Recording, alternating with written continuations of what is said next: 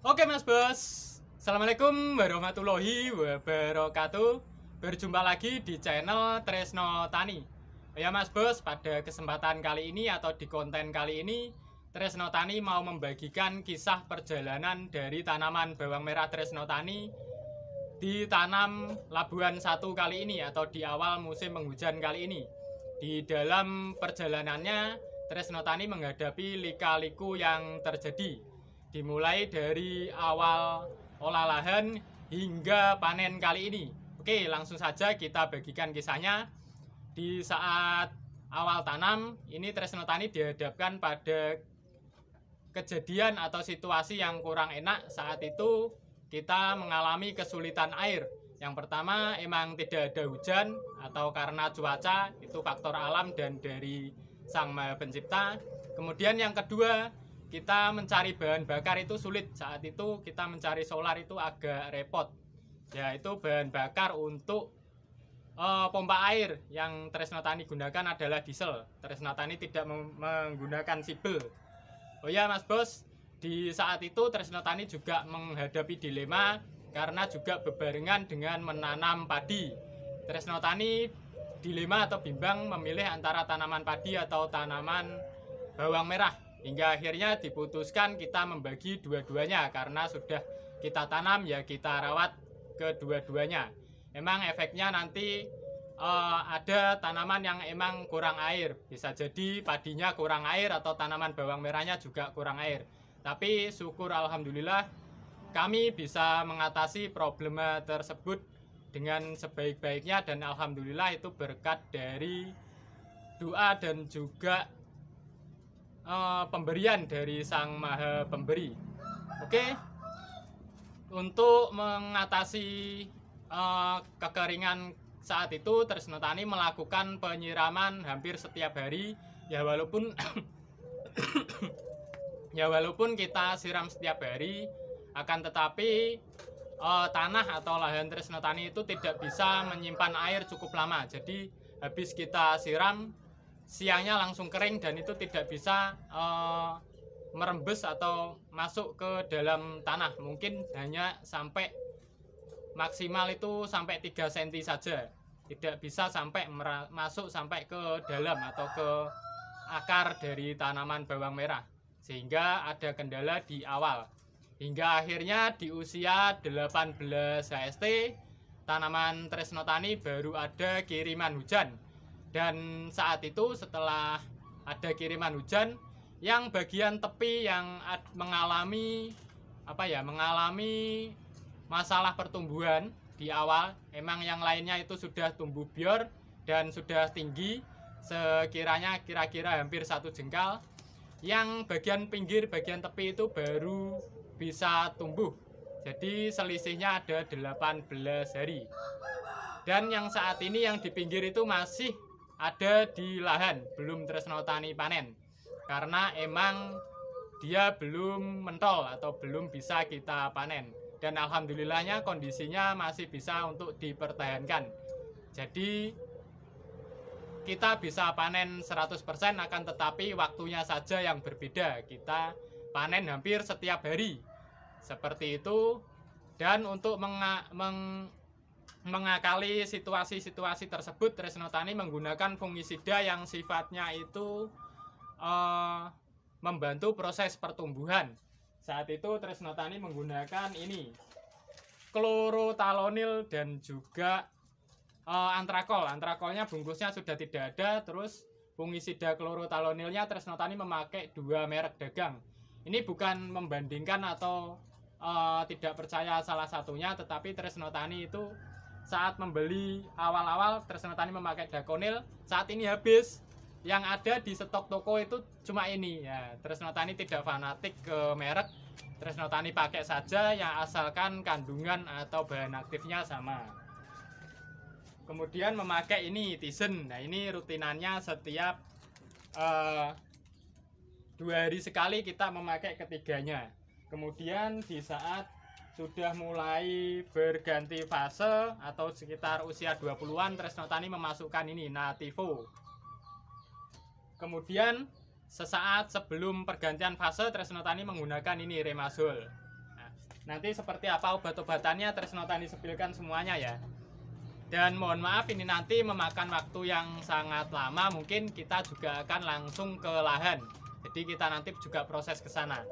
Ini Tresno Tani memakai karbendazim di saat usia sudah 36 ke atas. Untuk nutrisinya Tresno Tani memakai ini ya. Kita langsung sepilkan saja biar nanti tidak memakan waktu yang cukup lama. Sebentar ya. Oke, jadi untuk nutrisi di awal Tresno Tani itu memakai BM Zinc Mas Bos. BM Zinc-nya ini wadahnya sudah nggak ada. Itu cuma 1 bungkus. Kita jadikan menjadi 5 tangki saat itu. Padahal aslinya BM Zinc itu 1 bungkus dibuat 2 tangki. Nah, terus setelah itu Tresno Tani rutin menggunakan Bio2Grow. Terus 2 hari ganti memakai Ultradap.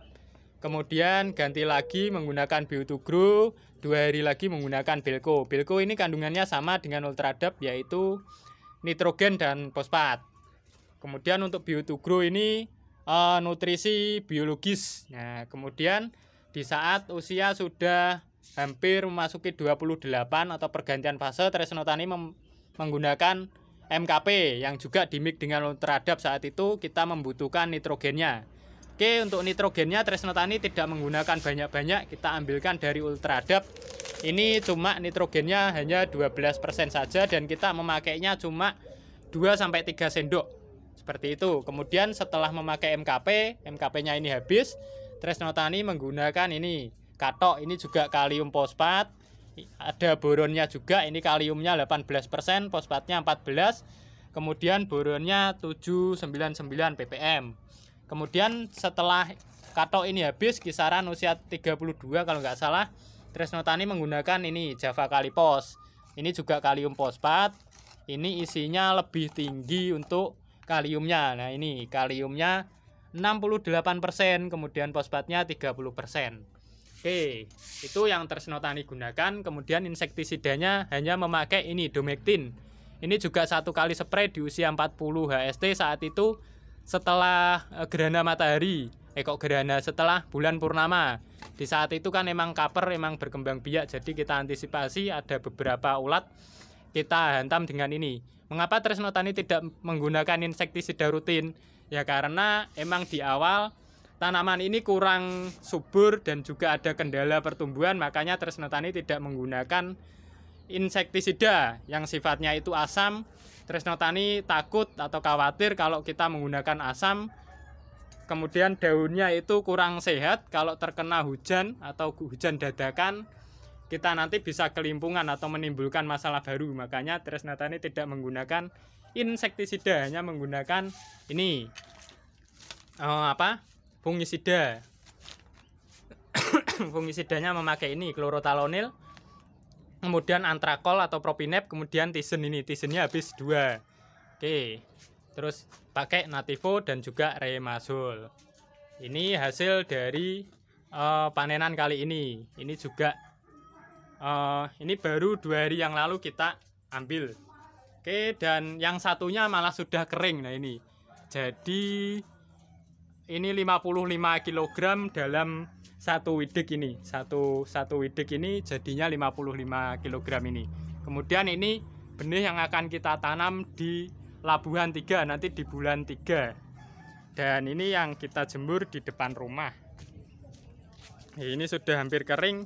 Ini nanti kemungkinan 2 hari lagi kita akan ombyok lagi atau kita tali. Dan yang ini sudah kering, ini bisa sebenarnya kalau kita ambil, tapi ini sudah siang dan keras. Ini nanti kalau kita ambil bisa patah daunnya, jadi tidak bisa ditali. Dan ini kondisinya yang di halaman rumah atau di teras. Nah, seperti ini. Oke. Dan ini benih yang akan kita tanam di Labuhan 3 nanti.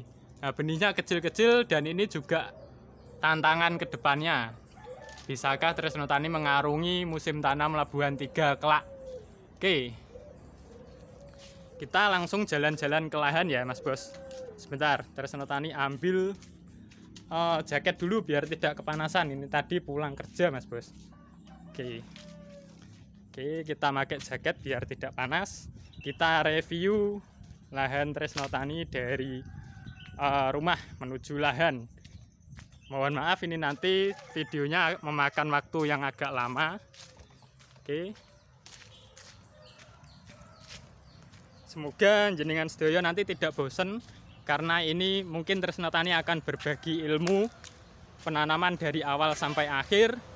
Di saat itu di awal, nah ini parit Mas Bos.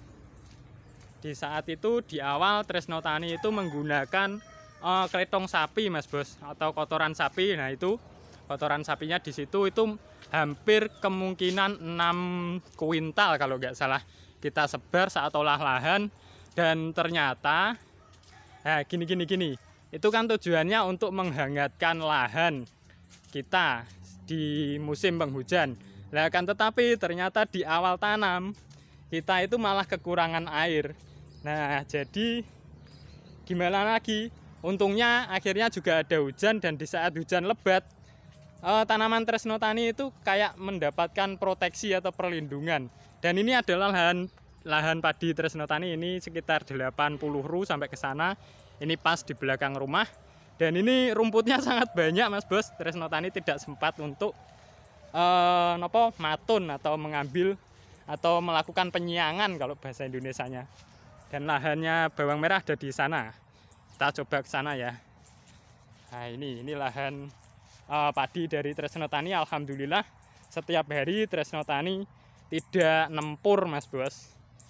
Ya kita makan setiap hari atau memasak nasi itu dari hasil pertanian kita sendiri. Ya cukup untuk mengarungi kehidupan yang kita jalani ini. Oke, kita wajib bersyukur atas itu.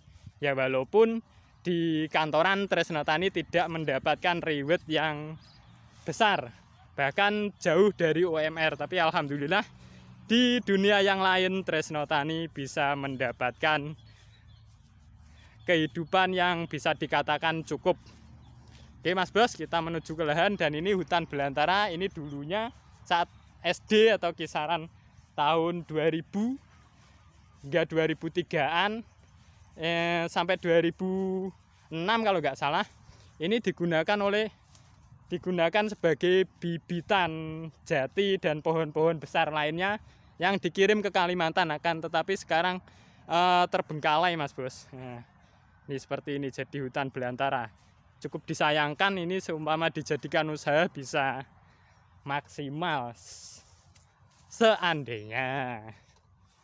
Nah, seperti itu. Oke, kita menuju ke lahan, dimana nanti kita akan berbagi pengalaman, dan ini mungkin ilmu dari pengalaman dan juga sedikit teori yang sudah Tresno Tani pelajari. Oke, ini agak cepat aja ya jalannya, dan mohon maaf nanti gambarnya kalau kurang bagus. Dan ini juga lahan sewaan, ini ditanami padi oleh Tresno Tani. Ini yang padi, kemudian yang itu yang dekatnya diesel itu tanaman ketan. Jadi kalau ada sanak saudara yang ada hajatan, Tresno Tani tinggal memberikan ketan ini ke sanak saudara kita. Dan ini obat-obatan, tempat obat-obatan yang kita gunakan. Jadi airnya itu air dari diesel itu Mas Bos. Kita tidak pernah memakai air dari parit karena takut nanti ada kandungan obat rumput atau sesuatu atau bakteri-bakteri yang lainnya. Oke. Nah, ini jadinya seperti itu. Nah, ini jemuran itu ada 5 widik, 1 ayaran itu, 1 penjemuran itu kemungkinan itu ada sekitar 275 kg sampai 3,5 kg. Ya, seperti itu. Dan ini yang masih sisa-sisa kita tinggal yang ada di pinggir-pinggir ini. Nah, seperti itu. Oke, kita coba untuk ke tempat yang lain. Dan ini tempat istirahat kita dan tempat kita memantau situasi dan kondisi tanaman. Dan ini juga widiknya. Oke. Ini penjemurannya sudah kira-kira 5 hari kalau nggak salah. Oke, kita lihat tanaman yang tumbuh belakangan ya. Yang di pinggir-pinggir ini tumbuhnya belakangan. Dan alhamdulillahnya ini sudah mulai membentuk umbi, Mas Bos. Nah, ini masih banyak sampai ke sana. Coba kita belajar. Kita berkeliling kok belajar. Nah, ini kemungkinan 3-4 hari lagi kita ambil, kita panen. Oke, seperti ini.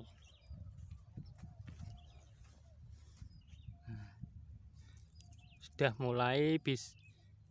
mulai membesar, bisa kita panen. Nanti ini juga kita ikutkan menjadi bibit. Ya, seperti itu Mas Bos. Emang dari awal kita ada kendala. Bagaimana kita itu bisa menyikapi kendala yang ada. Nah, seperti ini. Ini kelihatan terkena sinar matahari, jadinya warnanya seperti ini, agak pucat. Ini kalau tertutup dengan tanah, sebenarnya nggak seperti ini. Tresno Tani itu suka yang tertutup, tidak yang terlihat seperti ini. Yang terlihat seperti ini itu cukup riskan juga kalau ada sesuatu. Tresno Tani lebih suka yang tertancap. Oke. Dan tetangga sebelah itu sudah mulai proses penanaman lagi, dan Tresno Tani libur untuk Labuhan 2. Kita ketemu lagi di Labuhan 3 nanti di bulan Maret. Kemungkinan bulan 3 akhir Tresno Tani akan melakukan penanaman bawang merah di Labuhan 3. Semangka. Bentar, kita istirahat ke gubuk Mas Bos ya. Ini nafasnya juga sudah mulai agak Senin Kemis.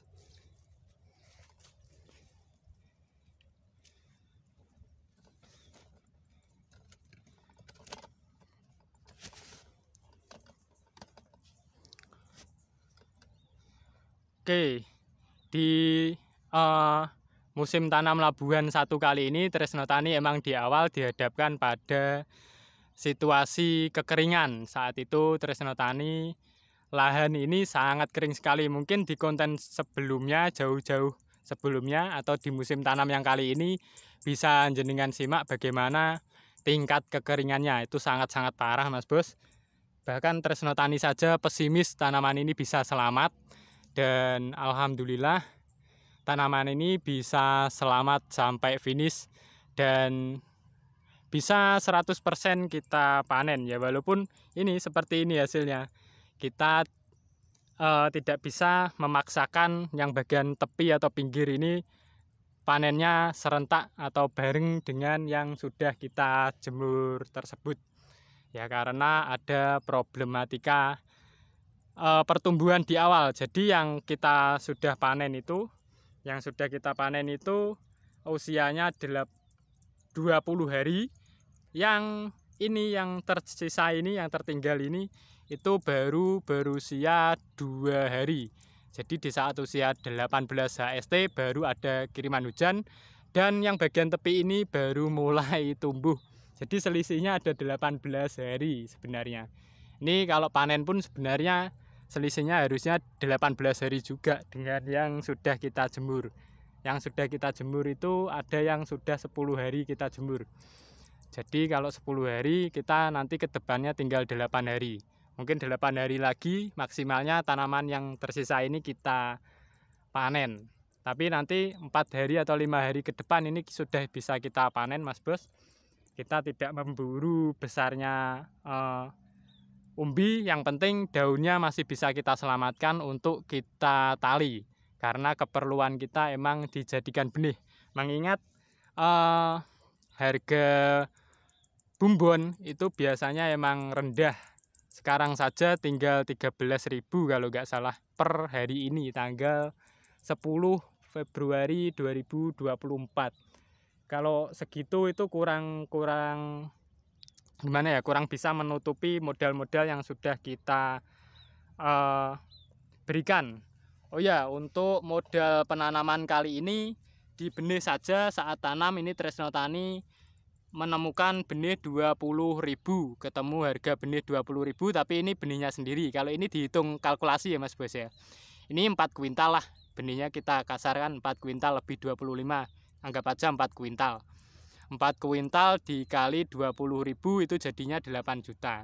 Kemudian untuk sewa lahan ini ada 10 juta dari papan 325 ru. Ini yang 100 ru kita tanami padi karena emang tempatnya rendah. Kemudian kita bagi saja itu ketemunya 2.500, 2.500.000 itu untuk lahan. Jadinya kita modal 10,5 juta untuk bibit dan lahan. Untuk obat-obatan Tresno Tani hanya keluar 2 juta. Kemudian untuk pupuk Tresno Tani hanya NPK 1 sak dan juga KNO itu 5 bungkus. KNO-nya 75.000 dikali 5. Jadi ada 300, anggap aja 400. Kemudian yang NPK-nya anggap aja 700 karena 670. Jadi 1.100.000. Itu tadi 10.500.000 kita tambah dengan berapa tadi? 2 juta sama 1.100.000, 3,5 juta lah. Jadi ada 15 juta. 15 juta, kemudian tenaga Tresno Tani sendiri anggap aja 70.000 seharinya. Kita merawat ini tanaman ini 50 hari. 50 hari dan olah lahannya kita anggap aja 60 hari. 60 hari kali 70.000 4.200.000. Jadi modalnya ada 19.200.000. Kita tambah orang-orang yang pocokan yang membantu Tresno Tani itu anggap aja juga samalah 4.200.000 juga. Berarti modal kita ada di kisaran 22 juta. Kalau satu widiknya itu tadi dapatnya 60 kilo, 55 lah. Itu kan ayaran yang tipis. Yang di lahan ini penjemurannya agak tebal, jadi kemungkinan ada 70 kilonan. Kita ambil rata-rata 60 kilo. 60 kilo dikali 25 ayaran, itu ada berapa? Dan di situ Tresno Tani bersih mendapatkan kisaran 6 jutaan. Itu sudah bersih dan termasuk tenaga, itu sudah kepotong tenaga yang Tresno Tani lakukan. Jadi Tresno Tani itu bekerja sudah bayaran sendiri 4.200.000, kemudian untungnya itu sekitar 6 juta. Itu dari lahan 200 ru. Kita mendapatkan laba bersih seperti itu kalau di harga 13.000. Dan semoga nanti harga kedepannya juga bagus. Oke, mungkin cukup itu yang Tresno Tani sampaikan di dalam mengarungi tanaman yang problematika dengan air. Ini kita melakukan, saat itu kita melakukan penyiraman setiap hari ya, walaupun kurang maksimal karena tidak bisa turun ke bawah, tapi setidaknya kita sudah berusaha semaksimal mungkin untuk memenuhi kebutuhan air tanaman. Itu yang utama, yang pertama. Kedua, kita memakai fungisida yang sifatnya itu dingin dan sifatnya itu berfokus ke daunnya. Jadi nanti daunnya itu juga bisa bagus. Kita tidak memakai fungisida yang panas-panas, yang hangat-hangat. Kita memakai yang agak dingin. Dan juga ada zinknya. Kalau antrakol kan ada zinknya, propinep itu. Kemudian untuk nutrisi kita juga memakainya juga tidak yang nitrogen yang terlalu tinggi. Untuk pupuk juga tidak terlalu tinggi, kita ukur-ukur saja. Yang penting ada nitrogen masuk dan ada suplai air yang masuk. Diharapkan tanaman itu bisa tumbuh dengan maksimal atau sesuai kapasitasnya. Jadi tidak terlalu vigor, tidak terlalu over. Jadi imbang antara akar dan juga daun. Sehingga di saat nantinya ada pergantian cuaca, itu bisa beradaptasi dengan baik. Dan alhamdulillah itu sesuai dari rencana yang sudah Tresno Tani pikirkan sebelumnya. Jadi implementasi atau perlakuannya sesuai dengan hasil dari pemikiran atau analisa sebelumnya. Kendalanya juga emang Tresno Tani ada beberapa kali saat itu juga sakit, jadi agak repot juga saat itu. Oke, mungkin cukup itu yang dapat Tresno Tani sampaikan dalam konten kali ini. Semoga konten kali ini bermanfaat bagi dulur-dulur petani semuanya di dalam mengarungi musim tanam dengan problematika tertentu. Dan saat ini problematika Tresno Tani adalah kekurangan air dan pertumbuhan yang kurang serentak. Tresno Tani mengakali dengan yang sudah Tresno Tani sampaikan tadi. Dan ini sudah mulai agak kering, Mas Bos. Nah, sudah mulai agak kering, kita bisa mulai membawa pulang. Tapi nanti ini biarkan saja dulu. Tresno Tani masih melakukan kegiatan-kegiatan yang lainnya dulu. Ini masih 2-3 hari ke depan bisa kita bawa pulang, dan ini nanti bisa kita panen. Terus tempat penjemuran ini bisa kita ganti dengan tanaman yang akan kita panen ini. Oke, mungkin cukup itu yang dapat Tresno Tani sampaikan. Kurang lebihnya mohon maaf. Mungkin banyak bicara saat ini Tresno Tani minta maaf yang sebesar-besarnya. Semoga ini bisa menjadi bahan pertimbangan, menjadi bahan literatur, menjadi bahan pengalaman bagi dulur-dulur petani semuanya. Mungkin cukup itu. Akhirul kalam. Wassalamualaikum warahmatullahi wabarakatuh.